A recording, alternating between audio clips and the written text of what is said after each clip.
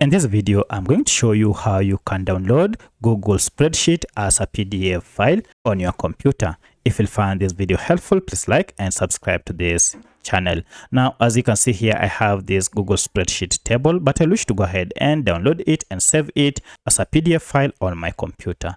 To do this, it's pretty simple. Go ahead and open your spreadsheet and then head over to File here. From File, head over to the option Download, and under it we have various options you can choose to download in. For my case, I want to download as a PDF, so I'll choose PDF, and then when you click on it, it will be loaded as a PDF.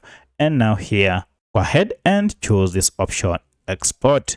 This will export it directly to your computer, and you can see now it has been downloaded, and here it is in form of a PDF file. So that's how you can download a Google Spreadsheet in form of a PDF on your computer. If you have any other question, kindly let me know in the comment section. Otherwise, thanks for watching, and let's meet in the next video.